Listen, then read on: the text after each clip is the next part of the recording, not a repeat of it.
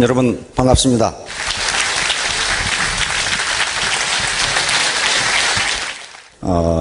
이렇게 앞에서 보면은 오늘 처음 오신 분들을 금방 알 수 있다. 그런데 저도 금방 알 수 있네요. 돈 된다고 해서 왔더니 웬 산신령 같은 놈이 나와가지고 뭔 얘기를 하려고 지금 나왔나 하고 인상을 푹 쓰고 있는 분들은 오늘 처음 오신 분들입니다. 그래서 처음 오신 분들을 중심으로 제 이야기를 드리려고 합니다. 근데 먼저 경고해 드릴 것은요, 저는 돈 버는 얘기를 통 못합니다. 돈을 벌어본 적이 없거든요, 저는. 그런데 프로야구 선수가 이 홈런을 잘 치려면은 체력 운동을 잘해야 된다고 그럽니다. 지금 이제 새해가 들어오면 그 프로야구 선수들 동계훈련에 들어가죠. 근데 동계훈련을 하는 걸 보면요, 꽁치는 것은 몇 시간 안 돼요. 맨날 목에다가 타이어 걸고 끌기, 한마로 타이어 치기, 요즘만 하고 있어요. 그리고 구보, 뛰는 거. 그렇게 기초 체력이 튼튼하지 않으면요, 공이 맞지를 않는답니다. 그런 거예요. 우리가 교육을 받는 이유는요, 명확합니다. 돈을 많이 벌기 위해서 받는 것도 있지만은, 우리가 세상을 보다 넓은 시야로 보고 궁극적으로는 멋진 인간이 되기 위해서 교육을 받습니다. 공부를 하는 것도요, 대학원까지 가서 공부를 하는 것도 세상을 살아가는데 가능하면 멋진 인간으로 살아가기 위해서 그렇게 공부를 합니다. 돈 들여서. 초등학교도 안 가고 학교 전혀 안 다니고도요, 애 낳고 밥 짓고 돈 버는 데는 전혀 상관없어요. 여기 대학 나오신 우리 사모님들 2차 방정식 풀 수 있어요? 에? 2차 방정식은 그냥 인수분해도 하기 어려울 거예요. 그거 다 배웠어요, 그거. 다 잊어먹었거든요. 그런데 아인슈타인이라는 사람이 있어요. 거의 미친 사람에 가까운 사람인데, 그 사람이 교육에 대해서 뭐라고 그랬냐면은, 교육의 효과는 배운 것을 다 잊어버리고 난 다음에 남는 것이 교육의 효과다 그랬어요. 뭔 말인지 좀 헷갈리지요? 그 말은 무슨 말이냐면요, 교육은 콩나물 시루에 물 붓기다, 그 말입니다. 콩나물 시루에 물을 부으면요, 밑으로 다 빠집니다. 빠지는데 그래도 콩나물은 자라요. 그 부은 물이 그대로 남아있으면요, 콩나물이 썩습니다. 그래서 교육은요, 배운 걸 그 자리에서 잊어버려야 돼요. 잊어버려야 되는데, 그러고 나서 뭔가 남는 게 있어요. 그게 교육의 효과예요. 그게 어떻게 남느냐? 멋진 인간으로 남습니다. 제가 오늘 드리려고 하는 얘기는요, 팍스 아토미카라는 제목으로 하도록 하겠습니다. 팍스 아토미카. 팍스는 피스라는 말입니다. 평화. 라틴어이고, 로마 신화에서 평화의 여신 이름이 팍스입니다. 이것은 그리스 신화에서 에이레네라고 하는 여신이 로마 신화에 와서 팍스가 되는데, 영어 이름에 아이린이라는 여자 이름이 많아요. 아이린, 이렇게. 아이린이 평화의 여신이라는 말입니다. 거기서 따온 말이에요. 자, 그러면 아토미카는 아토미를 통한 평화. 다시 말하면 사회 평화, 그리고 가정의 평화를 누리자 하는 겁니다. 애터미를 통해서 가정의 평화를 누리자. 지금까지 여러 가지 경제적인 문제, 그리고 집에만 있다 보니까 우울증이 날라 그러고 나는 누구인가 이렇게 어떤 회의가 들고 하는 것을 애터미 사업을 통해서 경제적인 문제와 그런 심리적인 문제를 모두 해결해서 가정의 평화 그리고 사회적 평화를 누리자 하는 게 팍스 아토미카입니다. 그러면 인류 역사는 어떻게 진행되어 나오는가 하는 것을 설명드리기 전에 토끼 얘기를 하도록 하겠습니다. 자, 교토 삼굴. 요 얘기는요, 사기 열전의 맹상군 열전, 그리고 이 전국체계에 나오는 이야기입니다. 이게 전국시대니까, 전국시대는 서로 옆에 있는 나라를 먼저 뺏어먹는 놈이 임자인 시대가 전국시대예요. 전쟁으로 나를 세던 시대입니다. 그러니까 각국은 유능한 인재를, 그 사람의 신분 고화, 재산의 유무를 불문하고 유능한 인재를 구하기 위해서 혈안이 됐던 시대입니다. 그런데 제나라에 맹상군이라고 하는 저명한 재상이 있습니다. 이름난 재상이 있어요. 그 사기 열전에 등장할 정도면은 굉장한 인물입니다. 근데 여시춘치에 나오는 여불이라든가 춘신군이라든가 하는 사람들도 전부 그런 인물들이에요. 맹상군이 자기 집에 식객을 많이 먹였습니다. 지나가는 사람들 밥을 먹이고 거기서 거주하게 하는 거예요. 맹상군 집에서 밥을 먹고 지내던 식객들이 3,000명이었다고 사기에는 기록되어 있습니다. 그런데 3,000명이나 되는데 어느 날 풍원이라고 하는, 풍환 또는 풍원이라고 돼요. 풍헌이라고 돼요. 풍환이라는 사나이가 나타나서 이 집에서 식객을 해야 되겠습니다 하고 왔어요. 그럼 맹상군이 면담을 했어요. 자네는 잘하는 게 뭔데? 자네는 좋아하는 게 뭔가? 그러니까 나 좋아하는 거 없습니다. 그럼 잘하는 건 뭔데? 그러니까 잘하는 것도 없습니다. 근데 완전히 거지야. 거지도 상거지가 하나 나타나서 그런단 말이에요. 그래서 기숙사가 A, B, C 3등급이 있는데 C급 기숙사에 묵게 했어요. 근데 C급 기숙사는 거기서 고기 반찬이 없이 나물만 주는 기숙사입니다. 그래서 거기 넣어놨더니 거지를 거기 밥 먹고 살게 해놨더니 불평을 하는 거예요. 왜 고기 안 주냐 이게. 왜 고기 안 주냐 이게. 불평을 해서 맹상군이 B급 기숙사로 옮겨줬어요. 그럼 매일 고기 반찬에 밥을 먹을 수 있는 기숙사가 B급 기숙사예요. 그런데 이제 그놈 불평 없느냐? 그랬더니 불평이 심하다. 제일 심하다 이게. 왜 그러냐 그랬더니 왜 출입할 때 수레를 안 주냐 이게. 지금 같은 자가용을 왜 안 주냐 그 말이에요. 수레를 안 주냐 이게. 이게 걸어다니기 싫다 이거지. 아이고 이놈 봐라. 그래서 또 A급 기숙사로 또 옮겼어요. 그래서 이제 고기 반찬에 좋은 옷에 그리고 출입할 때는 수레를 타고 가도록 만들어졌어요. 이제야 불평이었겠지. 그랬는데 또 불평이야. 왜 집을 안 주냐 이거야.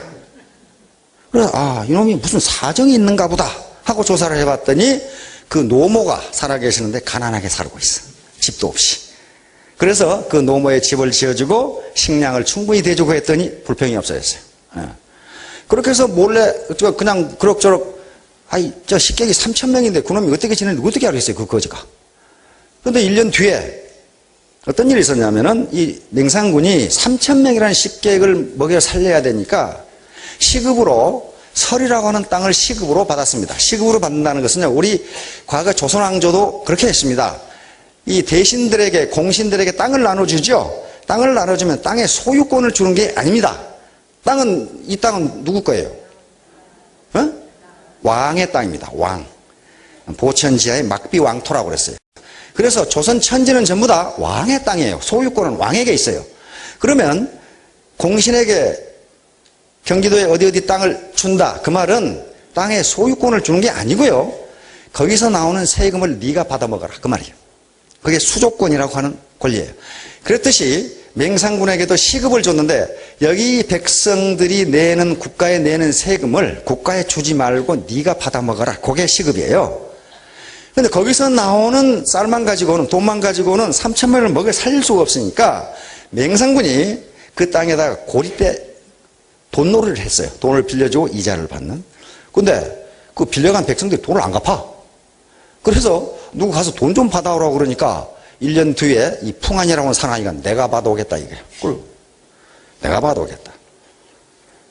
그러면서 떠나면서 죽은 제가 돈 받으면 뭐 사올까요? 이렇게 물었단 말이에요. 뭐 사올까요? 그러니까 맹상군이 자네가 봐서 이 집에 부족한 거 사오게. 그랬단 말이에요. 알겠습니다. 갔단 말이에요. 가가지고 보니까 가난해가지고 이자를 못 낼 사람이 있고 부자인데 안 내는 사람이 있고 그래서 부자들에게만 이자를 받았어요. 이자를 받고 그걸 가져온 게 아니고 거기서 소와 돼지를 잡고 술을 사가지고 술 파티와 고기 파티를 벌였어요. 그래가지고 이건 우리 주군께서 백성들에게 베푸는 것이다. 주군이 이렇게 하라고 그랬다. 그러니까 백성들이 얼마나 기분 좋겠어. 그리고 그 차용증을 전부 불태워버렸어요. 그리고 이것도 우리 주군께서 그렇게 하라고 그랬다. 그리고 다 불태워버렸어요. 그러고는 덜렁덜렁 빈손으로 왔지. 그러니까 돈 받아왔냐 이거야. 부족한 거 사오라고 해서 다 사왔습니다. 뭐 사왔는데 이 집에 보니까 창고에는 금은 보화가 가득하고 저쪽 뒷뜰에는 아름다운 후궁들이 가득하니까 없는 것이 하나 있습니다. 뭐가 없나? 의가 없습니다. 정의가 없습니다. 그래서 그걸 사왔습니다. 그래가지고 노발대발 해가지고 그냥 없었던 일로 하고 있었다. 근데 1년 뒤에 제나라 임금이 바뀌면서 아들이 임금이 되니까 자기 아버지가 임명해놓은 재상, 우리 같은 국무총리죠. 이게 나이가 들고 그러니까 자기 또래로 바꾸려고 그러겠죠. 그래서 맹상군이 해임이 돼버려요. 해임이 되면 시급도 다 뺏기고 이제 없어져 버려요. 낙심을 하고 있으니까 드디어 풍원이라는 사나이가 나타나서 그러면 설당으로 가십시다. 그래서 설당으로 맹상군을 모시고 갑니다. 설당에 가니까 백성들이 어떻게 하겠습니까? 맹상군 만세를 부르는 거예요. 자기 부채 다 탕감해버렸지. 고기 파티, 술 파티 벌어졌지. 그래서 맹상군이 하는 소리가 내가 자네가 사온 의가 뭔지를 이제 알겠네. 이렇게 된 거란 말이에요. 여기서 살면 되겠구만. 그러니까 풍원이 하는 소리가 그렇지 않습니다. 교는 교활하다 또는 꾀가 많다 그 말이야. 꾀가 많은 토끼는 굴을 3개 판다. 굴 하나 파가지고는 목숨을 부지할 수가 없다 그런 말이에요. 그러니까 교토 3굴이듯이 이제 주군께서는 겨우 굴 하나 팠습니다.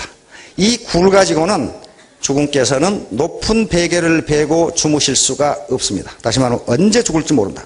그러니까 제가 굴을 2개 더 파드리겠습니다. 그래서 굴을 파기 시작하는 거예요. 우선 금은 보화를 잔뜩 싣고 옆에 있는 경쟁국이 유나라로 가가지고 유나라 임금을 설득해가지고 그 당시 맹상군이란 재상의 이름은 세상에 알려져 있었기 때문에 굉장히 유능한 사람입니다. 전향만이 해임됐으니 전향만을 빨리 등용하는 국가가 전국시대 세상을 지배할 겁니다. 그렇게 설득을 했어요. 그러니까 위나라 임금이 들어보니까 그럴듯하고 자기도 잘 알고 있었어요, 맹상군. 그래서 더 많은 금은 보화를 싣고 맹상군에게 이 나라의 재상이 되어 주십사 하고 사신을 보냅니다. 이때 풍원은 금은 보화를 실은 마차보다 더 빨리 와가지고 거기서 이렇게 싣고 올 테니 거절하십시오. 이렇게 이야기한단 말이에요. 그리고 3번을 거절하십시오. 그러면 위나라에서 맹상군을 모시러 온다는 이 정보를 제나라 임금이 알까요, 모를까요? 압니다. 알아요. 그러니까 국경에서 빨리 정보원이 가서 보고하겠죠, 임금께. 위나라에서 모셔가려고 합니다. 3번을 거절하니까 이게 제나라에서 어떻게 하겠습니까? 이거 큰일 났거든. 저 사람 갔다 오면 큰일 났거든. 그래서 전보다 더 많은 금은 보화를 싣고 와가지고 제가 잘못했습니다. 재상을 부디 맞춰 주십시오. 해가지고 전에보다 더 많은 시급과 금은 보화를 주면서 다시 제나라 재상으로 들어갑니다. 자, 이제 죽은 굴 2개 팠습니다. 하나만 더 파면 됩니다. 그래도 안심이 안 된다 이게. 이게 정치는 무섭습니다. 권력은 무섭기 때문에 언제 맞아 죽을지 몰라요. 벼슬을 하는 사람들 중에서 가장 무서운 건 적이 아니라 임금이라고 합니다. 임금은 자기 마음에 들지 않으면 뭘 뒤집어 씌우든 뒤집어 씌워 죽여요. 전국시대 생깁니다. 그래서 마지막 한계를 어디다 파겠느냐. 제나라 임금을 설득해가지고 맹상군이 시급으로 받은 설당에다가 제나라에 종묘를 지으라고 설득하는 겁니다. 종묘는 뭡니까? 역대 임금님들의 위패를 모신 것이기 때문에 그 땅을 함부로 무기를 가지고 들어오는 놈은 능지처참을 한단 말이에요. 그래야만 누가 쳐들어오질 못해 거기를. 그래서 제나라 임금을 설득해가지고 맹상군의 시급인 영지인 설당에 제나라 종묘를 세우도록 만듭니다. 그걸 세웠어요. 그러니까 풍원이 맹상군에게 이제 굴 3개 다 팠습니다. 이제 주군께서는 베개를 높이 베고 주무셔도 주군께 시비를 걸 놈이 없을 겁니다. 역시 그 사기 기록에 보면은 맹상군은 수십 년간 재상을 했는데 한 번도 도전을 받지 않았어요. 그리고 대대로 잘 살았어요. 이게 바로 굴 3개 파는 거예요. 자, 오늘 여기 오신 분 중에 가게를 하신 분, 그 굴 하나밖에 안 되는 거예요. 그 언제 망할지 몰라요. 미장원 하시는 분, 그 굴 하나예요. 그 언제 망할지 몰라. 우리 동네 보니까 돈 버는 것은요, 간판집하고 인테리어 집이더라고. 무슨 놈의 간판이 날마다 바뀌나, 그게. 그게 망했다는 거거든요. 그 굴 하나 가지고 있으니까 그래요. 굴 하나 가지고 있으니까. 그래서 요 교토 3굴은요, 현대그룹의 모토입니다. 현대그룹이 교토 3굴이라고 정했어요. 그래서 전 사원들에게 이걸 명심하라고 그랬어요. 교토 3굴. 그래서 지금 연금 받고 계신 분들도 계실 텐데 그 굴 하나밖에 안 되는 거예요. 굴. 그래서 적어도 굴은 3개를 파야 평생 높은 베개를 베고 잠을 주무실 수가 있어요. 오늘 보니까 굴 파러 오신 분들이 많은데 너무 힘들게 파지 마시고 하여간 피할 수 있도록 굴을 파시기 바랍니다. 자, 팍스 아토미카. 인류 역사는 로마 시대부터 팍스 로마나라는 말이 만들어지면서부터 팍스란 말이 나오기 시작합니다. 로마는 공화정 말기에 대혼란을 겪는데요. 아우구스투스, 본명은 옥타비아누스입니다. 옥타비아누스가 정권을 잡으면서 옥타비아누스, 안토니우스 아시죠? 영화도 나고 안토니우스와 함께 삼두 정치를 하면서 옥타비아누스는요 무슨 싸움을 잘하는 장군도 아니고 아주 허약한 인물이었습니다. 그런데 카이사르 알죠? 시저가 암살을 당했어요.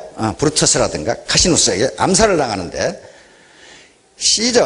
카이사르의 아들이었기 때문에 아들이 없었어요. 아들이 없는데 이게 자기 조카예요. 옥타비아누스를 암살당하고 없는데 시저의 유서를 보니까 이 옥타비아누스를 자기 양자로 삼는다는 기록이 있었어요. 그래서 자기 삼촌인 시저의 양자로 입적을 합니다. 입적을 해서 그때부터 능력을 발휘하기 시작하는데 안토니우스, 레비투스와 함께 로마를 3개로 나누어서 한쪽을 통치하게 됩니다. 그런데 그때 괴물 같은 여인이 나타났는데 누굽니까?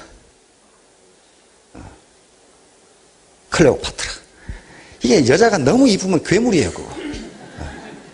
그 당시 세계를 지배하고 가장 탁월한 영웅인 카이사르, 시저와 안토니우스를 잡아먹은 여자가 클레오파트라예요. 에집트 여왕 클레오파트라. 하여간 무지무지 이뻤던 모양이에요. 그런데 그래서 두 영웅이 어떻게 됩니까? 클레오파트라하고 결혼을 하죠. 그래서 클레오파트라와 카이사르 사이에 난 아들이 있고 클레오파트라와 안토니우스 사이에 난 아들이 있어요. 물론 클레오파트라는 처음에 왕이 될 때 자기 동생하고 결혼했습니다. 남동생하고 결혼해서 왕이 됩니다. 둘이 동시에, 그 당시는 그게 다 보편적으로 그렇게 돼 있었으니까. 지금 생각은, 지금 윤리로 따지면 안 됩니다. 그 당시는 혈통을 보존하기 위해서 그런 식으로 합니다. 그런데 카이사르는 떠났지만 안토니우스는요, 이 클레오파트라한테 반해가지고 다 망쳐놔요. 결국은 나중에 옥타비아누스하고 안토니우스하고 대결을 하게 되는데 악티움이라고 하는 해전에서 클레오파트라 안토니우스 군이 패하면서 옥타비아누스는 로마 전권을 장악하게 됩니다. 그래서 그 옥타비아누스에게 붙여준 이름이 아우구스투스예요. 존엄한 인간, 그 말이에요. 존엄한 자. 사실상 그래서 이 아우구스투스가 로마 초대 황제가 됩니다. 황제가 되는데 그 뒤로 5명의 황제가 아주 탁월한 황제가 나오는데 그걸 오현제 시대라고 그럽니다. 왜냐하면 그 당시 황제는 세습이 아니고 원로원에서 가장 유능한 인물에게 황제를 줬어요. 그러니까 5명의 유능한 황제가 나와버려요. 이게 200년간이에요. 이 200년간 로마는 전성시대를 구가합니다. 외적의 침입도 없고 군사력도 강하고 경제도 활발하게 돌아가고 법률도 치안도 아주 짤류되고 그래서 역사가들이 이 시대를 팍스 로마나 이렇게 붙였어요. 로마의 평화. 그 뒤에 국제정치학자들이 이제 이걸 전용시켜가지고 강대국의 지배에 의한 평화, 이것을 팍스라는 말을 붙이기 시작합니다. 자, 이 시대가 지나고 다시 어떤 시대가 오느냐면 팍스 브리타니카. 대영 제국의 지배에 의한 평화. 역사상 대영 제국만큼 큰 제국을 건설한 국가도 없고 정치, 경제, 사회, 문화, 군사, 과학, 예술 모든 분야의 세계를 지배해버린 게 대영 제국입니다. 대영 제국이 차지한 땅이 지구의 4분의 1이었고 3,300만 평방킬로미터니까 세계 인구의 4분의 1을 점령을 했어요. 그리고 이렇게 되니까 어떻게 됩니까? 영어가 세계 공용어가 돼버립니다. 그 당시엔 불어가 훨씬 낫거든요. 근데 영어가 이렇게 돼버려요. 자, 그래서 대영 제국의 지배에 의한 평화.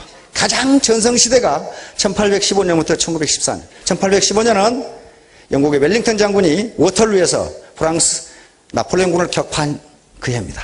그러면서 프랑스는 깨지고 이제 대영 제국이 세계를 지배해버립니다. 1914년은 제1차 세계대전이 발발한 해입니다. 그때부터는 1차 대전에 휩쓸리면서 국력이 쇠해지고 미국이 부상하기 시작한 시. 자, 그래서 영국의 시대가 이제 팍스 브리타니카 시대라고 부릅니다. 앞으로도 대영 제국처럼 세계를 지배하는 국가는 나타나지 않을 겁니다. 다음. 자, 그런데 영국을 지금 우습게 보면 안 되는 게요. 영연방이 있습니다. 영연방은 53개국으로 구성이 되어 있는데 영연방의 수장이 엘리자베스 여왕입니다. 이상한 조직체예요. 자, 그 다음 영연방 왕국이 있어요. 영연방 왕국이 있는데 영연방 국가 중에 영국 여왕을 국가 원수로 하는 국가가 16개 국가예요. 대표적인 국가들이 캐나다, 호주, 뉴질랜드, 전번에 우사인 볼트가 있었던 자메이카, 파푸아 뉴기니 등등은 국가 원수가 없습니다. 국가 원수가 영국 여왕이에요. 그럼 그 국가는 누가 통치하느냐? 영국 여왕이 명령한 총독들이 통치합니다. 그래서 몬트리올인가 캘거리인가 올림픽, 동계올림픽 선언할 때 마침 그때 영국 여왕이 캐나다에 가 계셨기 때문에 캐나다 수상은 온데간데도 없고 영국 여왕이 개선을 합니다. 그게 자기 통치 국가니까 그래요. 이런 식으로 이 세계에는 희한한 국가들도 있다. 그래서 영국을 우습게 보면 안 되는 게 지금도 수억을 통치하는 그런 통치하는 국가입니다. 자, 이렇게 이제 영국이 팍스 브리타니카 시대가 끝나고 1차 대전이 되면서 이제 너무 많은 전비를 쏟아붓게 되고 세계 경찰 국가였는데 경찰력이 세계 경찰 국가를 하기에 점점 힘이 딸리기 시작해요. 그래서 미국에게 그걸 인계를 합니다. 2차 대전이 끝나고 이제 완전히 영국은 힘이 빠졌고 소련과 미국이 양 진영을 지배하면서 이 시대를 팍스 루소 아메리카라고 합니다. 러시아와 아메리카가 지배하는 세계. 이렇게 됩니다. 이때를 뭐라고 부르냐면 공포의 균형이라고 부릅니다. 밸런스 오브 테러. 다시 말하면 상호 확실 파괴 무기를 가지고 있는. 상호 확실 파괴 무기라는 게 뭐냐면요. 소련이 미국을 핵무기로 불시에 선제 공격을 하더라도 핵무기로 선제 공격을 해보면 어떻게 되겠어요? 초토화되죠. 그럼에도 불구하고 살아남은 핵무기가 있어서 소련을 확실하게 파괴할 수 있다. 그 말이에요. 미국도 마찬가지다. 미국이 소련을 선제 공격으로 핵무기를 때리더라도 소련에 살아남은 핵무기가 있어서 미국을 확실하게 파괴할 수 있다. 이게 상호 확실 파괴. 상호 그것을 알기 때문에 어떻게 합니까? 전쟁을 할 수가 없어요. 그러니까 공포 속에 평화가 오는 거예요. 이게 공포의 균형이라고 부릅니다. 미국 가보시면요. 무슨 사막에다가 그냥 막 8차선 고속도로를 뚫어놓고 아무도 안 다녀. 아무도. 시골 구석에도 뭐 고속도로가 무지하게 다 뚫려 있어요. 근데 시골에 고속도로 뚫는 건 이해가 되는데 무슨 사막에다가 고속도로를 뚫어놨어요. 아무도 안 가요. 그 뭐 때문에 그러냐면요. 핵전쟁 났을 경우 미국 국민이 피신할 수 있도록 그렇게 만들어 놓은 겁니다. 이 냉전시대 그렇게 만들어 놓은 거예요. 그래서 당시 냉전시대는요, 핵무기를 가지고 있는 게 소련과 미국은 땅덩어리가 크기 때문에 지상 배치 핵무기가 있어요. 지상에 핵무기가 있습니다. 그리고 핵무기를 어디 배치냐면 잠수함에 배치합니다. 주로 잠수함에 장착하고 다니는 거예요. 잠수함에 왔다 갔다 하니까 위치 찾기가 힘들죠. 그 다음에 미국은 로키산맥 지하를 파가지고 핵으로 공격해도 빵카가 부서지지 않도록 지하 깊숙이 빵카를 파서 거기에 로키산맥 밑에 철도를 놨습니다. 철도를 놔가지고 그 철도에 핵무기를 싣고 하루 종일 왔다 갔다 했어요. 왜냐하면 소련의 첩보망에 안 걸려야 되니까. 핵무기가 어디 있는지 모르도록. 그렇게도 안심이 안 되니까 전략폭격기에 핵무기를 싣고 항상 몇 대는 공중에 떠 있도록 했어요. 소련이 붕괴되면서 부시 대통령이 공중에 떠 있는 전략폭격기에 지상에 랜딩을 명령해서 랜딩했습니다. 지금은 공중에 없어요. 자, 그런 시대예요. 그런 시대니까 러시아와 아메리카에 의한 평화입니다. 이것이 1991년에 소련이 붕괴되면서 끝납니다. 자, 이때 대결한 게 뭐냐면 군사적으로는 북대서양 조약기구. 지금 이거 살아남아 있죠? 북대서양 조약기구. 그 다음에 저쪽은 바르샤바 조약기구. 바르샤바 조약기구가 군사적으로 대결합니다. 그럼 경제적으로는 어떻게 대결하느냐? 경제적으로는 머셜 플랜. 자, 미국은 유럽이 전쟁으로 황폐가 되니까 어마어마한 돈을 퍼부어서 유럽을 살려줍니다. 이렇게 해서 동유럽도 포함시키려고 그러는데 소련이 압력을 넣어가지고 동유럽은, 즉 공산진영은 자기들끼리 경제체제를 경제기구를 만드는 게 코메콘이라고 합니다. 코메콘. 상호 경제원조회의라고는 만들어서 우리끼리 하자. 마실 뿐. 그러자 코메콘에 대항해서 자유진영은 미국을 중심으로 코콤이라는 것을 만듭니다. 코콤은 대공산권 경제봉쇄기구예요.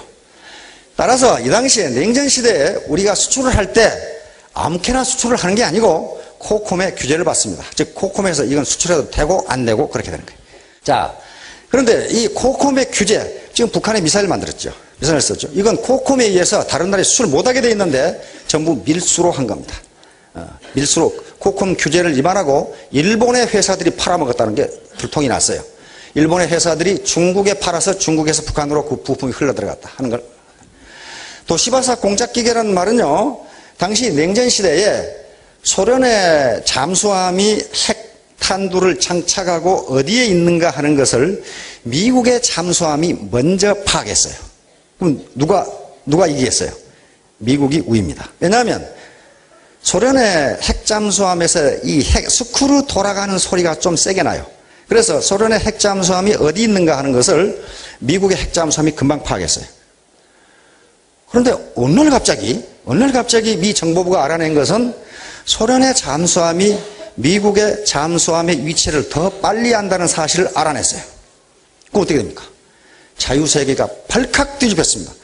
관심 없어서 그 당시 그 뉴스를 안 보셨겠지만 우리 뉴스에 계속 나왔습니다. 그래서 미국에서 근데 왜 그렇게 됐는가를 알아봤더니 코콤 규제를 위반하고 일본의 도시바사라고 있죠.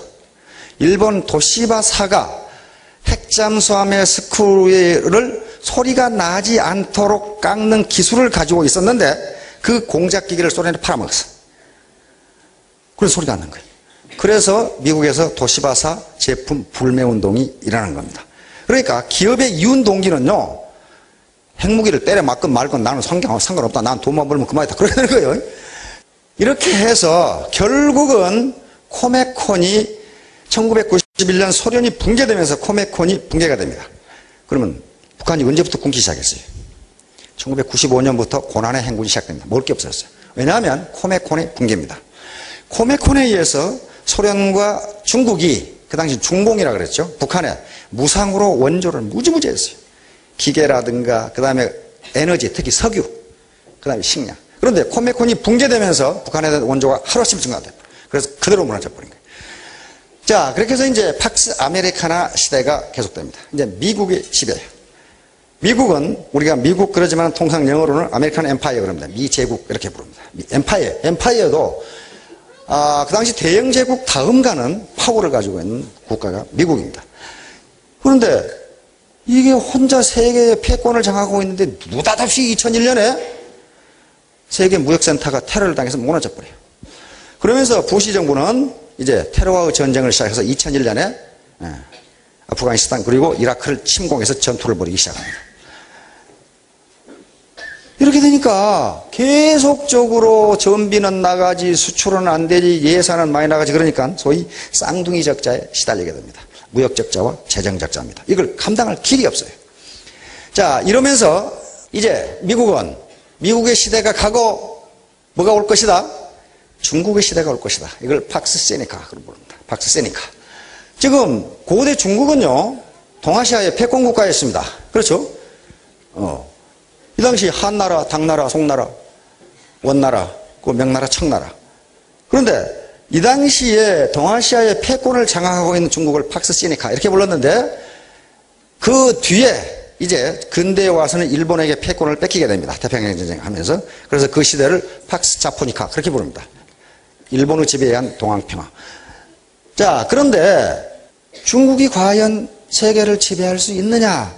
그것은 제 생각은 의문이에요. 그렇게 안 될 것이다. 왜냐하면 현재 미국의 힘이 약화됐다고 하지만요, 미국에 견줄 만한 힘이 없어요. 중국은. 없습니다. 그래서 미국이 지금 중국을 포위하고 있죠. 이번에 오바마 대통령이 인도네시아 동아시아 이 정상회의에서 아시아 외교에 올인하겠다.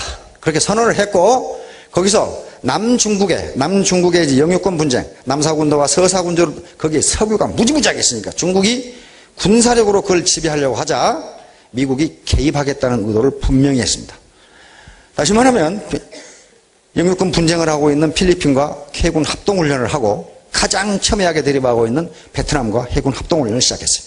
그것은 뭐냐면은 중국이 무력으로 남중국해를 지배하는 것을 좌시하지 않겠다. 그런 말이에요. 그래서 중국은 거기서 깜짝 놀래가지고 왜 남의 일에 개입하느냐 이렇게 나왔어요. 그러니까 남의 일이 아니라 무슨 일이다? 세계 평화에 가는 일이다. 이런 식으로 한단 말이야. 세계 평화에 가는 일이다. 자, 그래서 미국은 중국을 견제하기 시작했고 지금 호주 북부에 뭘 건설하고 있습니다. 미국 군사기지를 건설하고 있어요. 그런데 중국을 견제하기 위한 것이라는 것을 부인하지 않았습니다. 따라서 중국을 지금 포기하기 시작했어요.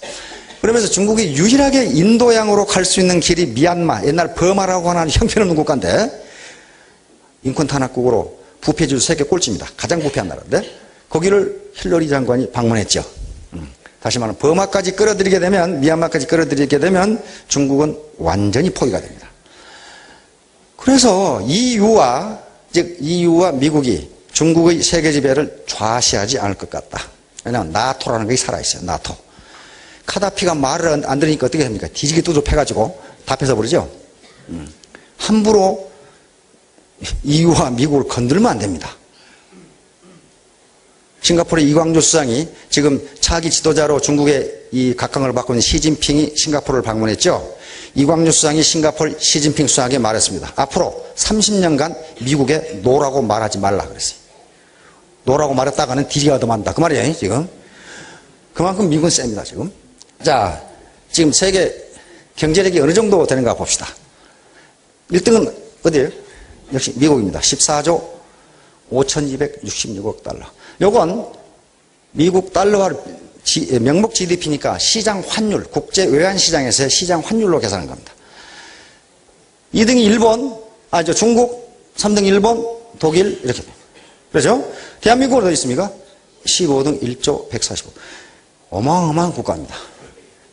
우리 앞에 있는 놈들요, 저거 우리가 곧 따라잡을 텐데, 요것은 외환시장에서 거래되는 환율에 의해서 결정한 거고, GDP는 이것보다도 더 정확한 게 뭐냐면은 그 화폐의 구매력을 가지고 평가하는 게 좋습니다. 왜냐하면 일본은 물가가 무지무지 비싸요.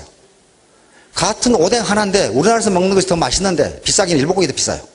그런데 그 나라 GDP는 그 나라의 시장 가격으로 추계하기 때문에 물가가 비싼 나라는 부당하게 GDP가 높게 나와요. 이걸 시정하기 위해서 그 화폐 구매력을 가지고 다시 계산합니다. 이것이 구매력 평가 환율에 대한 GDP입니다. 자, 보세요, 이제. 미국이 역시 1등이죠. 14도. 2등이 어디예요? 중국이에요. 10조까지 따라갔어요. 금년에 10% 성장하면 중국의 GDP는 11조가 될 겁니다. 일본 형편없어요. 3등을 하는데 중국의 절반도 안 되죠. 이렇게 되면 대한민국은 12등으로 올라옵니다.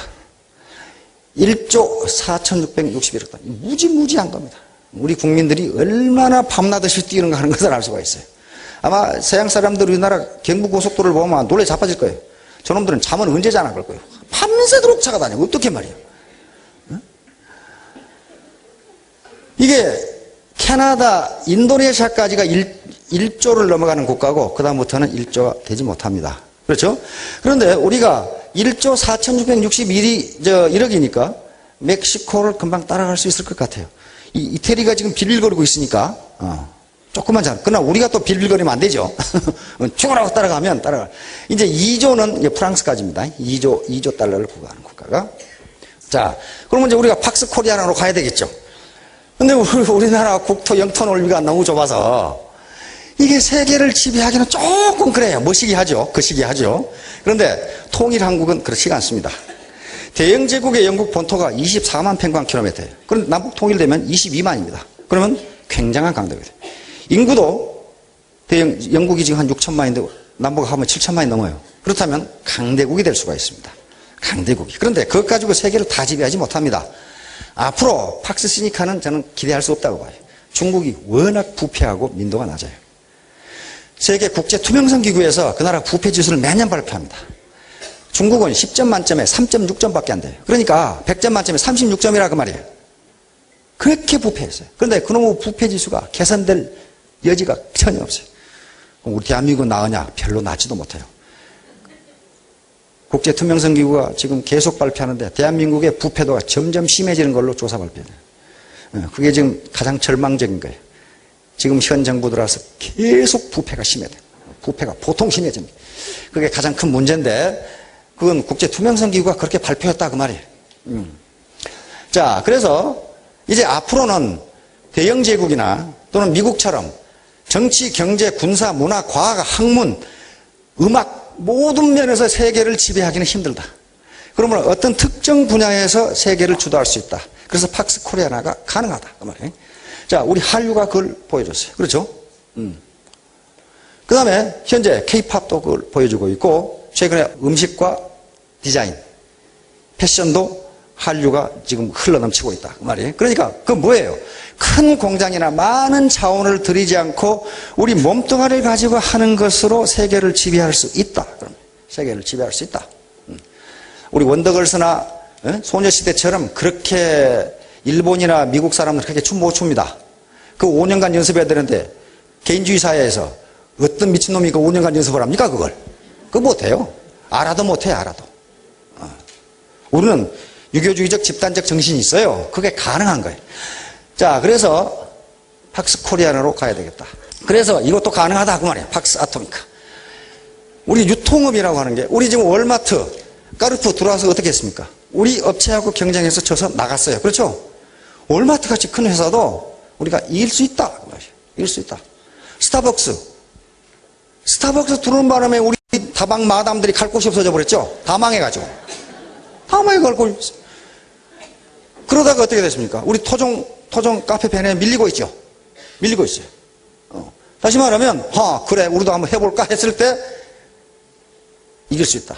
다시 말하면, 우리가 작게 출발하지만은 세계적인 유통업체들과 싸워서 이길 수 있다. 코스트코 들어가 있지만은 이마트에 밀린단 말이에요. 그렇죠? 확장을 못해요. 우리 이마트 계속 해외로 진출하죠? 그런 식으로 이런 유통 분야에서 우리는 팍스 코리아나를 실현할 수 있다. 바로 애터미를 통해서 지금 자본주의 선육들이 골머리를 앓고 있는 고용 문제와 소득 분배 문제를 해결한다면 그리고 자본주의 4.0 다시 말하면 인간의 얼굴을 가진 자본주의를 만들어낼 수 있다면 팍스 아토미카도 가능하다. 다시 말하면 영국의 폭동, 미국의 월가 점령시 그게 뭐 때문에 그래요? 일자리 달라. 부자놈들이 다 가져가냐. 요거거든요. 요거예요. 근데 그 나라들이 허지부지한 나라들이 아니고 자본주의 최선진국들이에요. 그 나라에서 사회가 그렇게 불안정하게 된다면 우리 사회도 언제 폭발할지 모른다 하는 거예요. 그거 아무도 장담 못해요. 특히 내년도에는 고용이 더 안 된다고 보거든요. 정부 자체가 발표했어요. 그래서 내년을 위기관리로 정했어요. 위기관리. 내년이 위기다. 그렇다면 이런 고용 문제, 고용 창출 문제와 소득 분배 문제를 정의롭게 해결할 수 있고 자본주의 4.0 다시 말하면 효율성과 형평성을 조화한 인간의 얼굴을 가진 자본주의를 만들어낼 수 있다면 사회평화와 가정평화를 이룰 수 있다. 이게 팍스 아토미카예요. 그러니까 어떻게 되겠어요? 사업을 정의롭게 전개해야 되겠죠. 허풍친다거나 라인 빼서 이쪽으로 가져간다거나 카드 긁어가지고 안 갚는다거나 뭐 스폰서나 파트너를 협박한다거나 이건요 이렇게 해가지고 팍스 아토믹하고 나발이고 아무것도 없어요. 정의롭게 해가지고 윈윈하도록 하자. 매매 게임이 아니고 비둘기 게임을 하자 그 말이에요. 매매 게임을 하면 둘 다 죽어요.